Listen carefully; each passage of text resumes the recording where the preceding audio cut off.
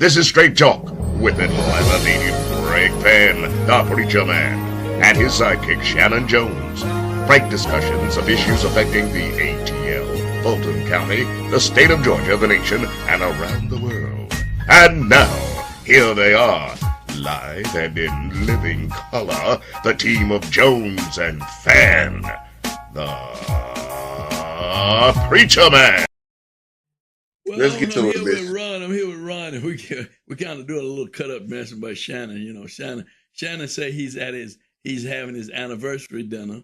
He just came back from a cruise for his anniversary. I don't know how many anniversaries he's gonna have. I don't know. I don't know.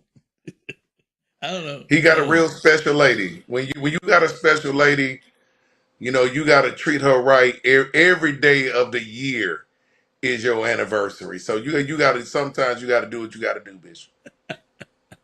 Hey, Ron, we got the Labor Day, but it's gonna be all right. It's gonna be all right.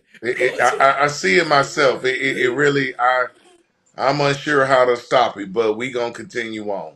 We're gonna continue on. We're gonna continue. Listen, my wife had her birthday yesterday, so she celebrated her birthday, and it's on the same day as Shannon's anniversary. And I wish them a happy anniversary as always.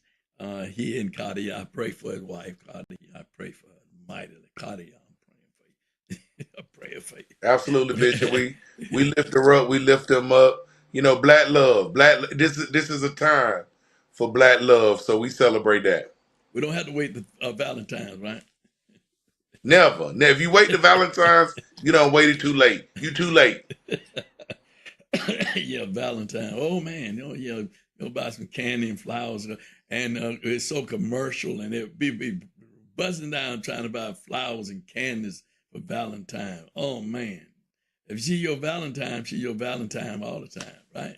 That's what All Ron the said. time. All the time. Well, listen, we're gonna get ready to get started with our program today, and have some really meaningful discussion. Ron, what I want to do, Ron, I pulled up something, and I want to play it, and then we're gonna have some discussion about it. From Robert, I can't remember his last name, but he was a labor commissioner under Bill Clinton. His name was Robert, and he's laying down some stuff and factual stuff about what's really going on with Trump and all of these sending in all these military people and doing all this stuff. He is creating an atmosphere for insurrection. Now I'm gonna let you hear it and let others hear. And this is former Secretary of the Labor Commission. He's going to be sharing this with us. Trump wants to invoke the Insurrection Act to punish anyone who opposes him.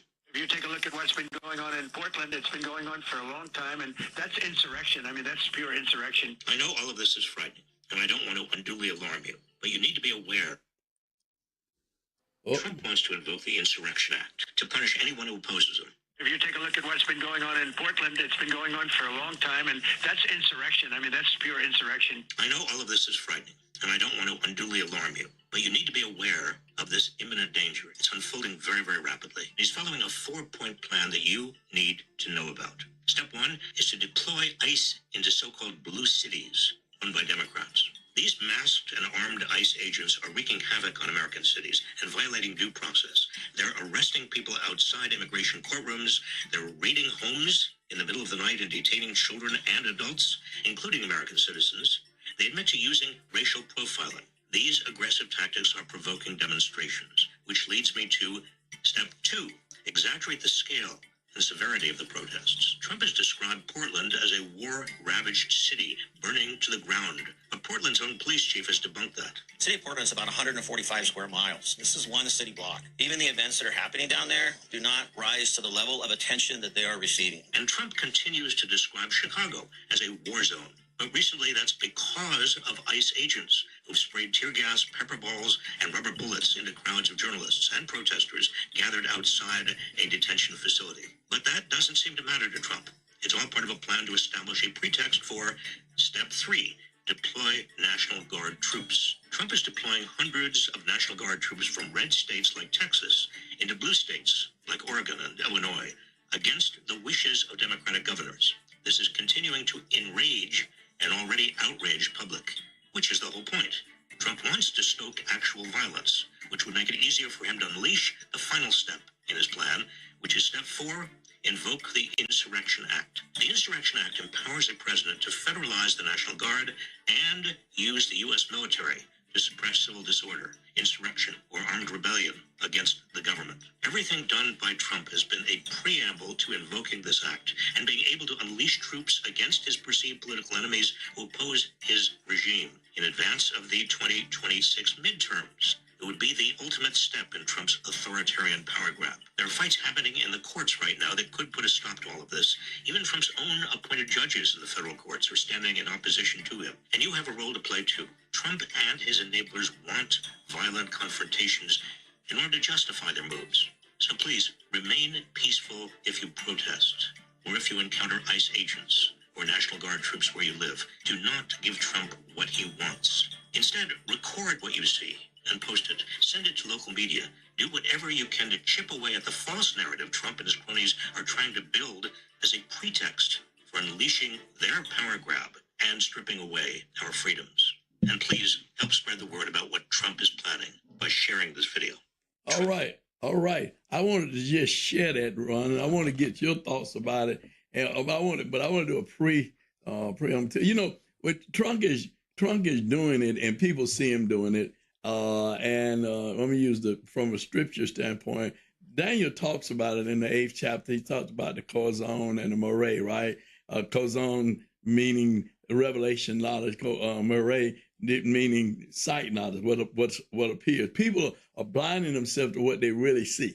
They see what's really going on. They really see, but they turn in a deaf ear and a deaf eye to what's going on. And they're not really looking at what Trump is really planning is to create martial law so he doesn't have to run again. And they forget when he said, when he spoke to the Christian National Group, vote for me vote for me this time, you want to vote for me no more. It's like people hear this stuff and they heard it, but they didn't hear it. I mean, they didn't believe it or didn't think it was real, but it's real. This stuff is real. If you talk about insurrection, if January the 6th was not an insurrection that he created, then I don't know what an insurrection is. And he's now creating more insurrection. Have you paid attention to the commercial that is running now in Atlanta, in particular, targeting Atlanta police officers for a $50,000 bonus to join ISIS to protect their city, sanctuary city? Have you paid any attention to that and really seen what's going on with that? I'm asking you a question now about what do you see that's going on? It's amazing, Bishop, and I'm sorry for the delay because I want people to hear this analysis from me in real time. But we got to deal with the delay. It's amazing. We refuse to give $50,000 bonuses to teachers. We refuse to give $50,000 bonuses to our civil servants, but we will give $50,000 to a higher mercenary force put in play by the federal government to conceal their identity, to continue to arrest and detain Americans at will. I mean, we see President Trump act totally ignorant and unknowing of what habeas corpus is when he's asked by the press, are you going to suspend habeas corpus to continue to deal with the insurrectionists and to deal with the migrants or so-called illegal immigrants that ICE is detaining at will? And you see Trump look like a deer in the headlights, misunderstanding what habeas corpus means, which is the freedom for us as citizens in which the government must publicly declare what charges they have against us before they detain us. And we see Trump skirting that. He passed that question directly to Kristi Noem, who also showed before Congress when she was testifying on the issues of investigation that she has no idea what habeas corpus means. And so under the ignorance, they're feigning ignorance to skirt the issue of a political regime that is putting federalism, the ability of the federal government to work peacefully with state governments, on death row. The civility of the federal government in upholding the social contract in which they respect the Bill of Rights, our freedoms of press, our freedoms of assembly, our freedoms of protest, our freedoms of speech, are now currently on death row as the government, through the Trump administration, continues to find more and more authoritarian ways to shut our freedoms down. And it's very important what the Labor Secretary said. His call to action is always putting the impetus on the people. The people have to remain peaceful. The people have to remain civil.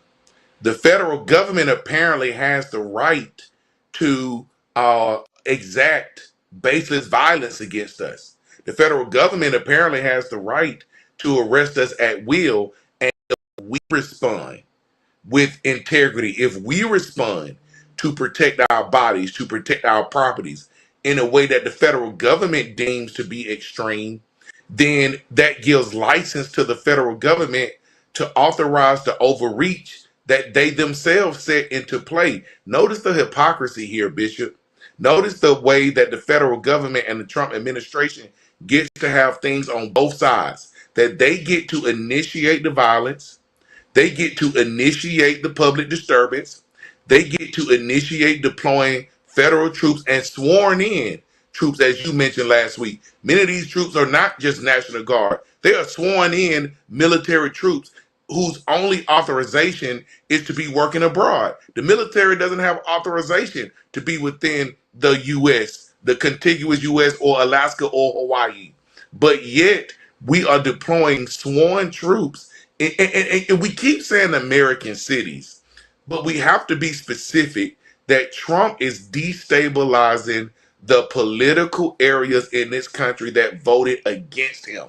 He is destabilizing areas of Democratic cities, of where Democratic mayors like Chicago, like Washington, D.C., like Portland, like Los Angeles, these cities all have black mayors.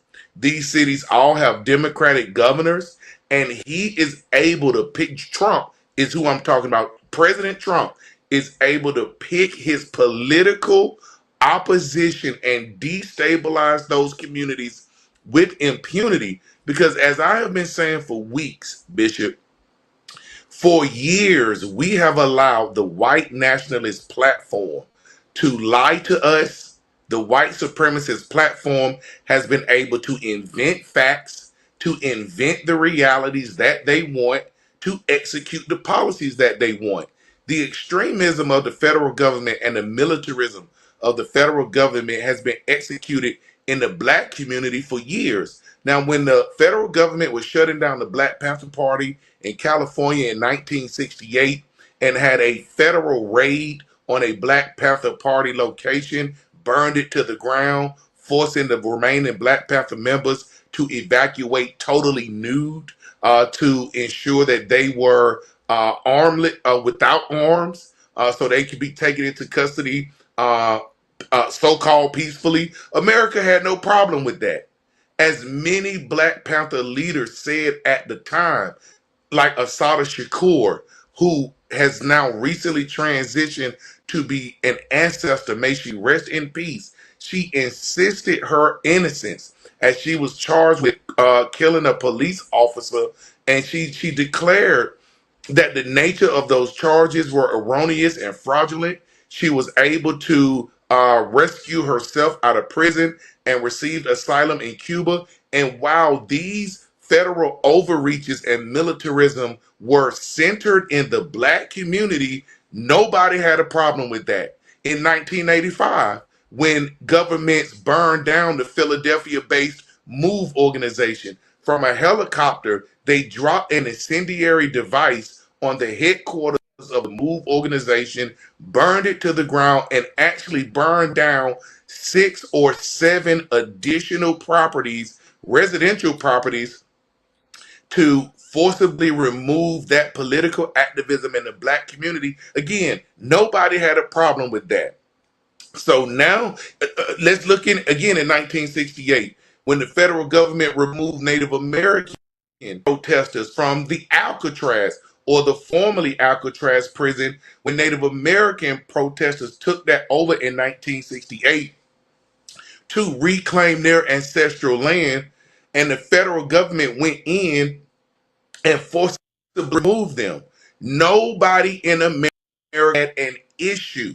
But now that white civil organizations, now that mainstream universities like Harvard universities and other places are getting called into question, now all of a sudden everybody wants to have a no kings march. Now all of a sudden everybody is worried that the federal government is issuing a system of militarism and a system of threatening our civil liberties, that none of these white liberal and other and religious organizations, as in Chicago, as that white minister was shot in the head with a rubber bullet from an ICE agent on the roof of a building while he was executing a peaceful protest. Now all of these incidences are receiving massive media coverage, and the hypocrisy of the American people to stomach this type of federal government violence and insurrectionist based behavior, as long as it's targeted against the groups that are outside the mainstream, we were okay with. Very few people came to the of the Black Panther Party. Very few people came to the aid of the Native Americans in Alcatraz. Very few people came to the aid of the Philadelphia-based MOVE organization in 1985. But now that Trump is looking more mainstream political opposition for white class organizations, this is bringing people to bear. And that's the problem with the big tent overall philosophy of oppositional political parties like the Democrats and others, is that while they were deemed safe, while they were deemed mainstream, they had nothing to say while their own constituents were being brought to bear under the militarism of the federal government. But now, after these communities that have been marginalized have been well put in check, I mean, the Hispanic community, again, during Hispanic Heritage Month, has been isolated, marginalized by ICE, and we see the threats that are befalling us as mainstream Americans. Now we are so ready and ripe to say that this is wrong. And that is what is adding a We lost you, lost your audio. because it is so selective that if we believe in freedom, we have to believe in freedom for everyone. If we believe in freedom, if we believe that we're all sisters and brothers, if we believe that the body of Christ is truly universal, then a threat to anyone, as Dr. King said, is a threat to everyone. But that has been a standard that the left and that these multicultural organizations have been slow to accept, as long as the politically convenient organizations and politically convenient populations were the ones being targeted by federal officials.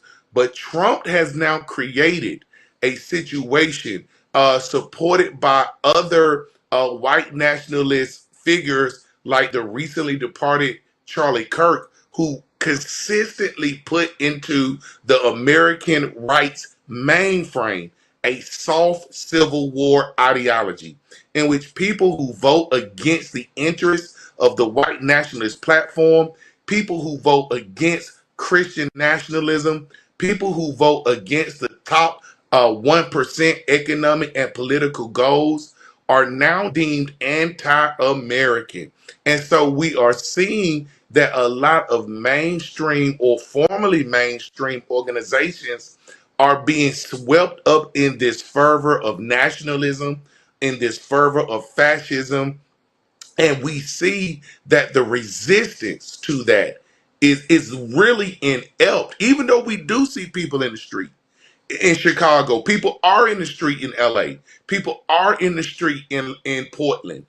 But where are the institutions, the organizations that can provide stability in mass, that if people needed to survive on their own, which we need to do now that the federal government is shut down, that millions of Americans are out of work or forced into work without pay because Trump is using this shutdown to continue to target his political enemies. He is using the shutdown as a threat to eliminate more and more jobs. He's openly calling these Democrat jobs and Democrat programs that he is looking to eliminate. Ron, So, Bishop, let me stop yeah, you right there. stop me right here, Bishop. Let me stop right there. I think you've unpacked it a whole lot, and you took us back in history and in time. And if we go beyond that and go back to after the Civil War, it's the same old play, the same old situation over and over again. People have been put to sleep because people have not really been paying attention to what's going on. I had a good job. I'm making good money. I'm traveling where I want to travel. I'm driving what I want to drive. I'm eating what I want to eat. I can go where I want to go. And all those things have put people to sleep. And at the same time, Donald Trump he's the face of a movement that is not his movement. He is the face of a movement that's not his movement.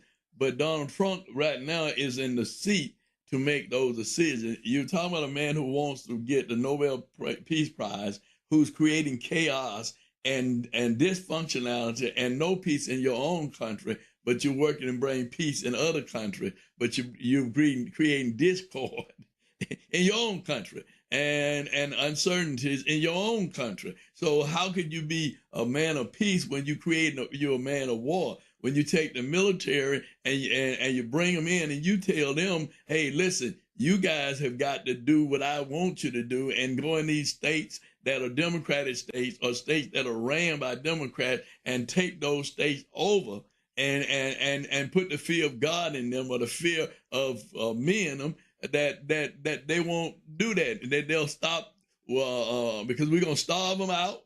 We're going to burn them out. We're going to gel them out. We're going to do all those things. And I mean, that's what they did after Reconstruction. That's what they did. They did the same thing. They burned us out. They ran us out. They beat us out. They made us work as still slave labor, but they call it when you're working on a plantation, I forget The the tenant name. farming, they called it sharecropping.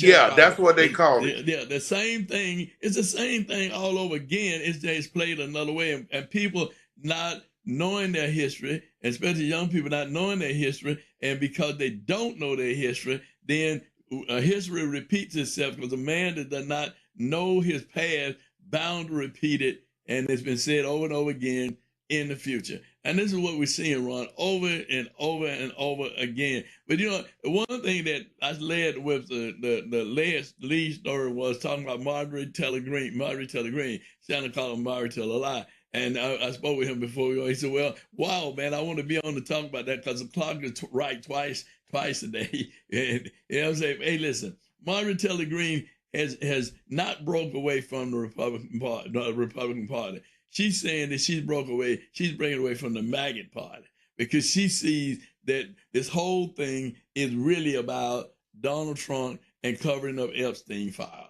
because they don't want to bring out the Epstein file. The Congress shut down so the Democrat who won cannot vote to make sure that Epstein file is brought forth. So, I mean, all this is smoking. This is smoking gun, but the people suffer. The people suffer. People losing their jobs. He tells people, oh, I'm going to fire you. Some of you are not going to come back to work. I'm going to just fire you. Just shutting government down. Essential services, he's shutting them down. Things that people won't be able to have money to pay their mortgage, their car note, student, just all of the things that people rely upon and have been assured of and guaranteed, or even Social Security, those things, Medicare, Medicaid, those things that people have been assured and guaranteed that they would have, right? Now you're taking all these things away. That's why you got the uprise now, people, because they see, well, they're attacking me now. They're attacking my family. They're attacking us now. So now people say, hey, it's time for us to do something. But what do we do? What do we do? How do we combat this? Because as I said earlier, a man cannot talk about insurrection. He can't not talk about insurrection and creating insurrection. He's creating like what he did on January 6th. He created insurrection to overthrow the election. Pence would not go along with that. So Pence became what? His enemy. What was the state? Hang Mike Pence. Hang Mike Pence. Now, who is he after? Cooney. Who is he after? Letitia James. Look at who is he after? Adam Schiff. All of them, he's calling them his enemies, and publicly. He went after Bolden, too. He went after Bolden. Yeah, they're Bolden, too. He's getting publicly, these are his enemies. These are people that Bob kind of maybe a little safe because he kind of waffled with that thing. But really and truly, he's coming after his enemy. He's coming after this, and he's not shy about it. He's not bashful about it. He's doing it. I saw him the other day on the news. They asked him a question. They asked him a question about Elaine Maxwell. Ghislaine Maxwell. He asked him a question. They asked him a question about Ghislaine Maxwell. Was he going to pardon her? He said, who? Ghislaine Maxwell. He said, who is that? He played dumb. Like, who is that? Right. Ghislaine Maxwell, the one he said, I haven't heard that name in a long time. I'm like, really? Yeah, the one you in pictures with for 20 years. The one you hugging all the time. The one you and your wife Melania are with in the picture with her and Jeffrey Epstein. Because let's be very clear. Arizona had a special election in which a Democrat was elected. She's ready to be the deciding vote on the discharge position to release the Epstein files. And the Speaker of the House, Mike Johnson, refuses to swear her in, even though he swore in two Republicans who were elected in Florida in a special election when the House wasn't in session. He swore them in. In fact, the votes had yet to be certified in Florida in those elections in which those Republicans were sworn in so they can get to work. And now he's finding every excuse to delay the House coming, to keep her out of office. And what we see is that the Republicans execute power-based politics, while the liberal position always has to be bipartisan. Before we can get universal health care, we got to make sure we get enough Republicans to agree. Before we can get term limits, we got to make sure enough Republicans can agree. Before we forgive student loan debt, we got to make sure all the Republicans can agree. Before we can assure home ownership. Ron, I want to back you back on a point, though, and I'm going back in history. When the Dixiecrats had won during back after the Civil War, and when they were going to place them back in the Congress, the Republican-led senator at that time came up with the same plan to keep them from being reseated back in Congress. So, that's what I'm saying. History is, you have to know your history and understand history. It is nothing but a play on what has already happened, what has happened, what is happening. You're a student of history. You're a student of history. You're a student of history. So, you know that. You know that. But most people don't know that. They don't know that this play has been played before. The Republicans did it. Right. And now that they wouldn't seek the Dixiecrats back, the plantation owner. They wouldn't set them back. They did it. Right. That's right. But now you see the Republicans are the MAGA Republicans, because I believe that, like Marjorie Taylor Greene is pushing forward the agenda of Republicans, the Republican Party. I believe she said that she was not really a Republican at first until she ran for office, until she ran for the seat she won. But she sees the Republican Party is going too far to the left with this MAGA stuff. And she's calling out certain things.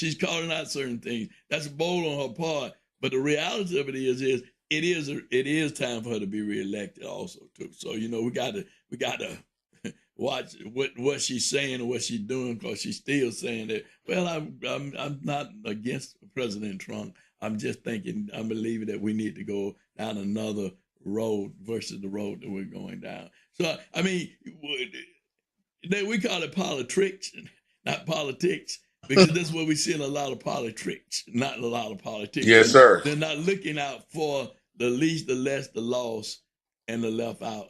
Really, you're looking for the billionaire and the millionaires of this country that's running this country with their dollars, and you're seeing people fall for it. You know the story of what happened and going to this pedophile stuff. The preacher who had been molesting this young lady ever since she was 8 years old until she was 12 years old. He gets a 6-month sentence and a $200,000 fine, but he is one of Trump's spiritual advisor. But P. Diddy, not that we agree with what P. Diddy did, but you give him because he is of another hue, but he has money too. But you give him what, 4 years?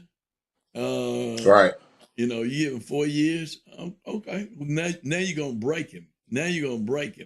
And now what he said, well, P. Diddy won't. When they were talking about Ghislaine Maxwell, he said, well, P. Diddy won't say it. He finally gets to remember who she is.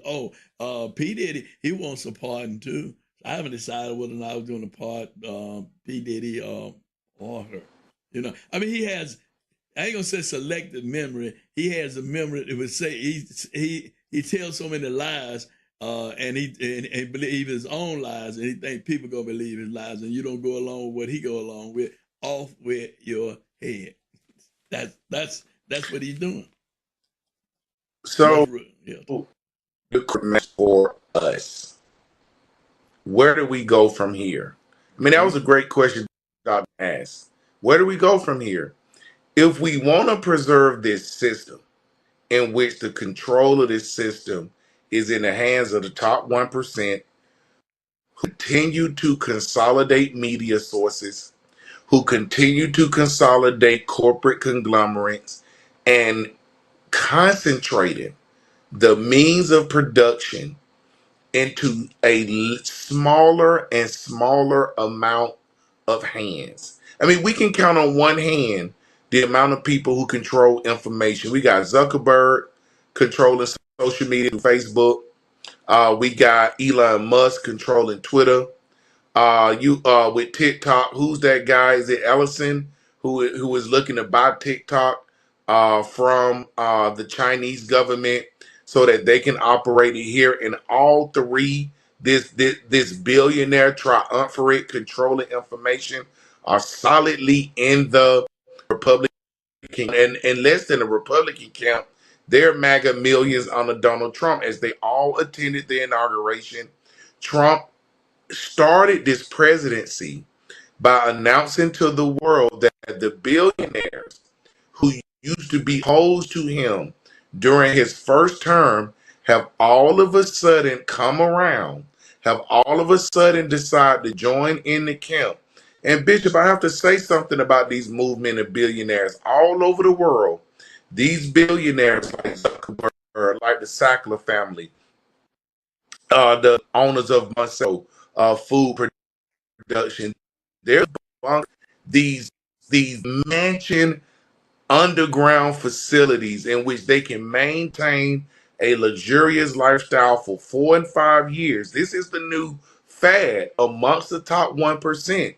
So that as they create the political instability and destabilization, they have created their own Noah's Arks to preserve their status, to preserve their way of life. And this is big business at work for their political agenda. So if we, as the masses, are looking to preserve this system, a continues to depress our wages, a system that continues to deny us free health care that the Congress and the government that is shut down are giving themselves. Remember, they don't live under the same system we live under. They have government sponsored health care. They still protect the integrity of their wages, even when they allow their jobs to be put on hold to the government shutdown. They are taking away Social Security, which is one of the lasting programs going all the way to the New Deal. And they are threatening the ACA, Affordable Care Act, or Obamacare to take away the subsidies that are preventing healthcare premiums from skyrocketing to average Americans. So while they continue to enrich themselves, They put our everyday livelihood on the chopping block and play politics with us while they continue to get fat, while they continue to provide their own escape hatches away from the political instability that they themselves are instigating. So playing the system on both sides, as they are able to do from the beginning, are putting us in a position in which we need to ask ourselves different type of questions.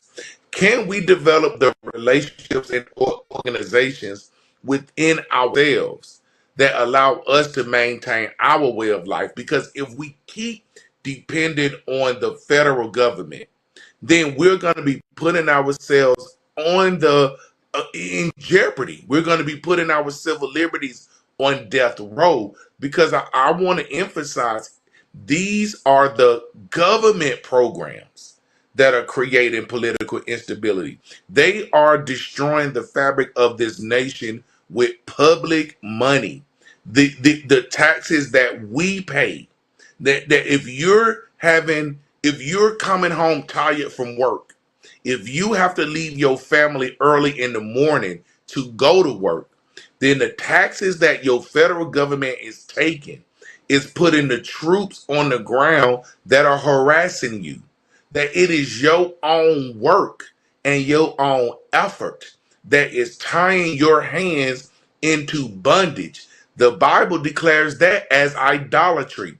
To participate in your own oppression is a sin. Jesus came to give life and life more abundantly. Jesus came to set the captive free. That was the mission of God creating this world. And so when we then turn our world into the inverse of God's plan, we have turned these government officials into idols. We are worshiping them because no matter how evil they are in our everyday life, we refuse to call them out. We refuse to hold them accountable. We now, again, the Democrats now have the votes to release the Epstein file. The discharge position is in now, ready to be executed. But because Mike Johnson is keeping the House out of session, telling these Republicans don't even come back to DC because we ain't gonna do no business anytime soon. That Mike Johnson needs to be facing constant political and economic pressure from his own constituents. And bringing up Marjorie Taylor Greene is another unique proposition that we as the public need to deal with. Whereas I do have a certain level of gratitude that she's been able to speak some common sense on the rising threat of healthcare costs, while she has said she refuses to be a slave to the MAGA platform as it relates to Epstein. And that is good to hear that, but that is different than absolving her from the years of effort she has put in bringing in this institution of fascism. She has been one of the largest cultural symbols to degrade the integrity of truth, to degrade the checks and balances of the federal government, to empower the man and empower the system that she now wants to speak against. So at best, she's a mixed bag. At best, she has played both sides of the fence. And I refuse to accord her some credibility as a freedom fighter. Says she's a broke clock that now wants to be right 2 times a day. Well, Right. that type of instrument still needs to be thrown in the trash, because I don't need a clock right twice. I need it right all day. All day. But let me stop you here because we don't have to wind it down. But there's a lot that we can unpack here. But and I said that earlier about Miss Green. I don't. Politics is politics, and you said it just now. Politics, You didn't call politics, it Bishop. politics. It's politics. Is a bunch of tricks going on. A lot of people saying a lot of things, but are they really trying to help the American people? Are they really trying to Right. help the American people? Speaker Mike Green is a Christian nationalist, and he espoused that of the Christian nationalists. if he shut Congress down because he didn't want the Democrat to be seated, but because the Democrats said they were going to vote to make sure the file was released. And you have some Republicans, Marjorie Taylor Greene being one of them, Mr. Massey, and two other ladies, they're saying it's time to release the file.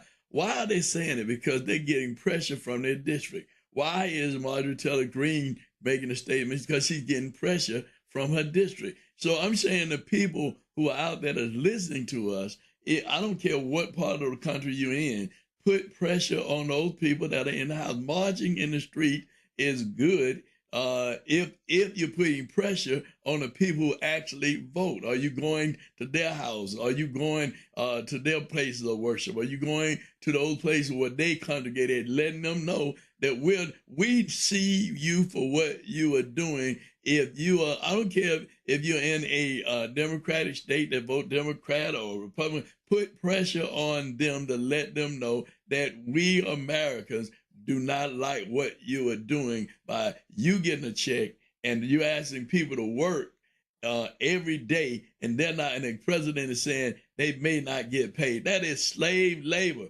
That is slave labor. I don't care what nobody says. You working and you ain't getting paid. That's slave labor. You're slave labor anyway, because some of you ain't making enough money to get by because of the minimum wage. You already getting slave wages, so now you're going to not get paid at all. If they do it to them, guess who else they can do it to? You, me, because companies start saying, well, you come to work, we may pay you, we may not pay you, but you got to come to work in order to have your job.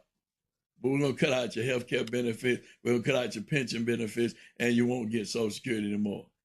I mean, those things are the things that's on the table, and you got to see it for what it is. I talking about the Carzone and the Murray, we're in the Murray period. We see this. We see this. But a lot of people see, but they don't understand. They don't understand. Well, we're trying to give you some understanding so you'll understand, so you can pass the word like the former Labor Commission said, pass the word. Tell people, let people know. Preachers, let people know, because I'm going to say this, and then we can close out on this, is that preachers have to realize that if your members, the people that God has given to you to shepherd, that many of you are entertaining, many of you doing this, many of you doing that, but the people that you have, if they don't have a job, they can't pay buy your books, they can't pay, put money in the church, your tithes, for your salary. They can't do a lot of things. And if you're going to think you're going to depend on grant money and all that other kind of money, guess where that's coming from? The federal government. Ron just said, don't allow yourself to be a victim of the federal government taking care of you and letting you live the lavish life. Because if you hadn't been paying attention, on TikTok, they keep talking about the prophetic preachers, or the preachers who preaching prosperity, going all the way back to Fred Price, who I dearly admired when I was a young minister. But I mean, all of these preachers that are prosperity ministry, and people preaching prosperity and all kinds of things as to how to get rich and how to maintain a wealthy life. But all of that's good, because we do need money. We live in a capitalist society. You know, we got to have money to pay our bill. But this man talking about cutting the money out. He's talking about not increasing your money. He's talking about taking money away. And don't you think one time that if he can do that on a federal level, don't you think that it's going to happen on the local level and the state level? Because the National Labor Relations Board is his board. Is his board. So if you go to them complaining, they say, well, no, these are the new rules. This is how we're doing it. This is how we're doing it. So you're working for nothing. Well, some of you may not remember this. I'm old enough to remember. Ron probably don't remember. He may. Well, I came at a time when they was giving us government cheese. I came at a time when they were giving us government peanut butter. I came at a time when they were giving powdered eggs that nobody wanted to eat. And I came up at a time when it was spam. Spam was the ham. So, I mean, that's what they want to get us back to, the dependency of the government to take care of us and to break up families, But we want you to know and understand that the power is in your hand.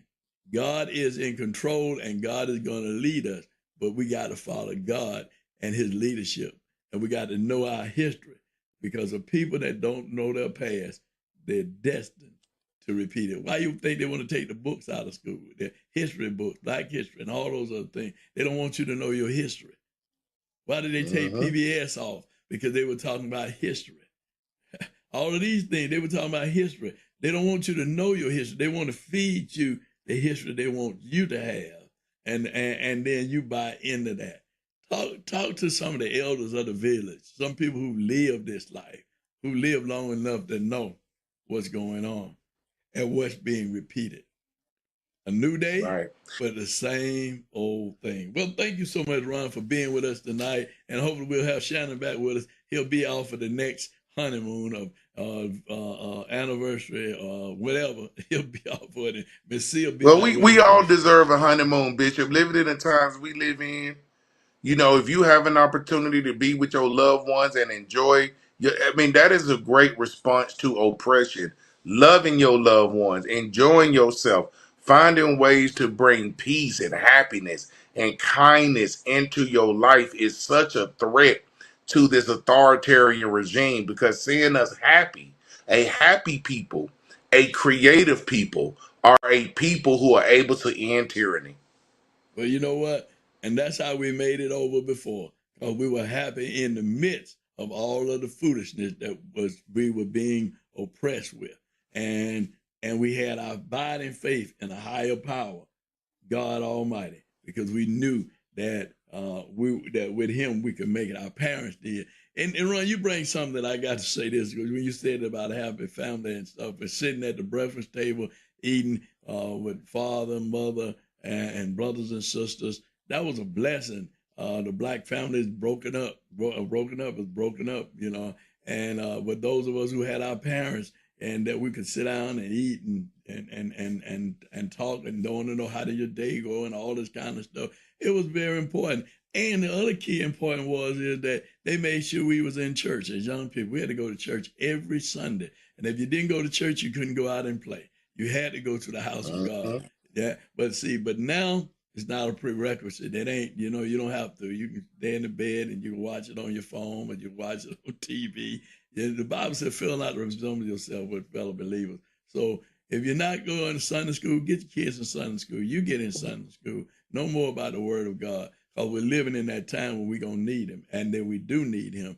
And if we fail to accept what He is teaching us and telling us and showing us and putting on blinders and acting like we don't see it, because it ain't happening to me, it's happening to them.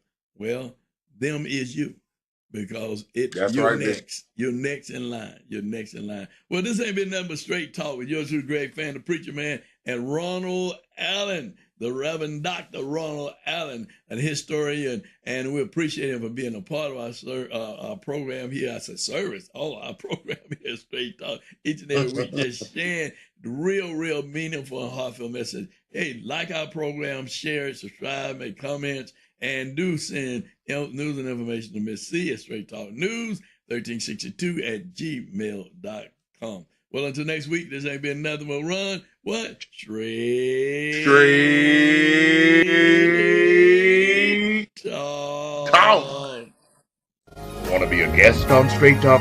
Email Greg Fan at FANN922 at Comcast.net or call 404-308-0795. Join us again for another episode of Straight Talk with Shannon Jones and Greg Fan, the Preacher Man.